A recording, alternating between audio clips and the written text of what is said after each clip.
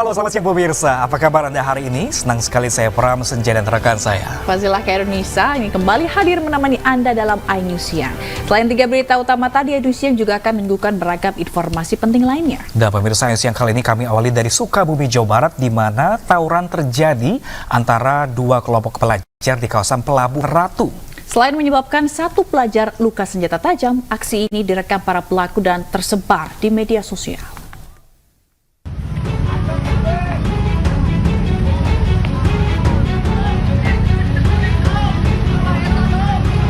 Warga Sukabumi, Jawa Barat dihebohkan dengan video tawuran dua kelompok remaja di media sosial. Perekam video berdurasi kurang dari 1 menit ini diketahui adalah kelompok pelajar SMK yang menggelar tawuran di Jalan Cipatuguran, Desa Jayanti, Pelabuhan Ratu, Kabupaten Sukabumi, Jawa Barat. Dua kelompok saling serang menggunakan senjata tajam. Bahkan seorang pelajar luka di kepala, punggung, dan kaki akibat sabetan. Korban berusia 16 tahun ini pun dibawa ke rumah sakit untuk perawatan. Tak butuh waktu lama, kepolisian berhasil mengamankan 6 pelaku. Diketahui, aksi bermula dari kedua kelompok sepakat berduel 1 lawan 1 di media sosial. Kini dua pelajar jadi tersangka. Awalnya kelompok korban ini, kelompok korban mengunggah di akun medsos, kemudian di komen oleh kelompok lain, di mana pada intinya itu mengajak untuk ketemu dan duel. Akhirnya diiyakan untuk bertemu di waktu dan tempat yang disepakati. Akhirnya di TKP tersebut, ya, kedua kelompok ini akhirnya melakukan duel, sama sistemnya 1 lawan 1. Pada saat datang itu kelompoknya kurang lebih ada sekitar 10 orang, baik dari kelompok korban maupun dari kelompok pelaku. Namun yang turun untuk duel itu disepakati pada saat itu ada yang 1 lawan 1 dan 2 lawan 2. Nah, pada saat yang 2 lawan 2 sama seperti yang kemarin, ada kelompok si korban ini, 1 orang ini takut akhirnya melarikan diri sehingga menjadi korban yang ditinggal 1 orang itu menjadi bulan-bulanan dari lawannya. Dari tangan pelaku, polisi menyita berbagai jenis senjata tajam. Pelaku pun terancam hukuman 5 tahun penjara. Dari Sukabumi, Jawa Barat, Budi Setiawan, iNews melaporkan. Aksi keluarga korban pembunuhan sadis yang menuntut keadilan dalam kasus sengketa lahan di Kecamatan Kajang, Kabupaten Bulukumba diwarnai kericuhan. Keluarga korban memblokade Jalan Trans Sulawesi dan tidak menerima dibubarkan oleh polisi.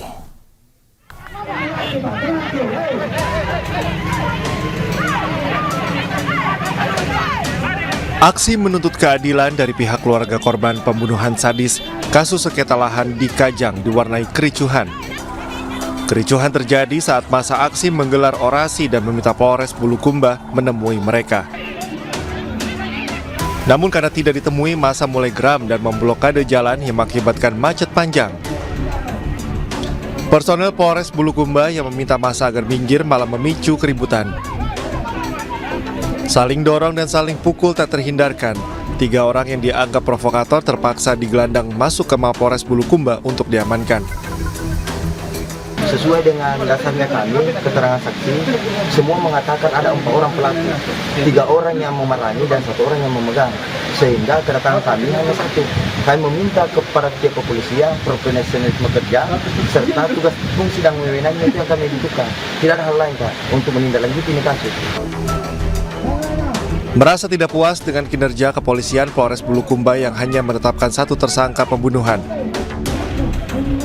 Padahal mereka pelaku penganiayaan dan penikaman yang menghilangkan nyawa korban berjumlah 4 orang.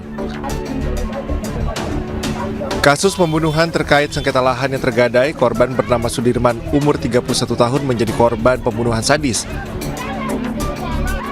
Peristiwa pembunuhan terjadi pada 20 April di tengah persawahan Desa Lembana, Kecamatan Kajang. Dari Bulukumba, Sulawesi Selatan, Dirman Anwar, iNews melaporkan. Pemirsa, seorang pria yang berprofesi sebagai petani ditangkap polisi. Dirinya ditangkap lantaran menipu sejumlah korban dengan modus praktek dukun palsu.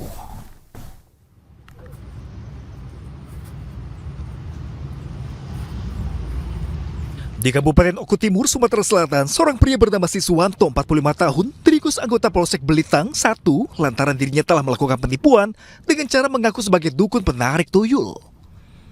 Di hadapan polisi, pelaku mengaku telah menipu korbannya dengan cara menjanjikan korban dapat mendatangkan tuyul dan menarik uang goib dengan syarat menyetorkan sejumlah uang. Namun malang, bukannya untung malah buntung yang didapat. Korban yang telah menyetorkan uang hingga 43 juta rupiah tak kunjung mendapatkan apa yang telah dijanjikan pelaku. Membicarakan hal tersebut kepada korban bahwa pelaku bisa menggandakan uang lebih banyak lagi dengan cara menarik uang gaib dan menggunakan tuyul yang tidak bertuan sebanyak senilai nanti lebih kurang 27 miliar. Untuk pasal sendiri Pak yang disangkakan terhadap tersangka itu pasal berapa? Jadi tersangka ini kita kenakan dengan pasal 378 penipuan. Diduga ada sejumlah korban lain. Polisi pun masih mendalami kasus penipuan yang dilakukan pelaku. Dari Aku Timur, Sumatera Selatan, Jatmiko Francisco, iNews melaporkan.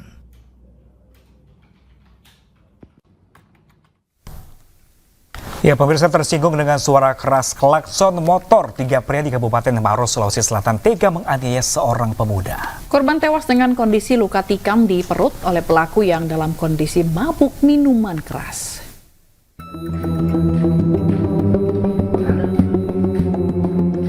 Unit Jatanras Polres Maros menangkap Aceh, pria berusia 24 tahun, salah seorang dari 3 pelaku yang mengeroyok seorang pemuda hingga tewas. TKP pengeroyokan di Kecamatan Turikale, Kabupaten Maros, Sulawesi Selatan. Pelaku yang dibekuk di sebuah rumah langsung menunjukkan barang bukti berupa badik yang digunakannya untuk menikam korban hingga tewas. Polisi yang melakukan pengembangan kemudian berhasil menangkap 2 pelaku lainnya, yakni AG usia 23 tahun dan AB usia 22 tahun. Ketiga pelaku dibawa ke Mapolres Maros untuk menjalani pemeriksaan. Motif pengeroyokan lantaran pelaku Aceh yang tengah mabuk terganggu dengan suara klakson motor yang dibunyikan korban. Saat cekcok antara Aceh dan korban, 2 rekan pelaku lainnya ikut memukuli dan menendang korban. Korban tewas setelah ditikam dengan badik oleh tersangka Aceh. Yang pada saat itu sedang bersandar di setir motornya sehingga mengakibatkan korban jatuh ke tanah, tersungkur di tanah.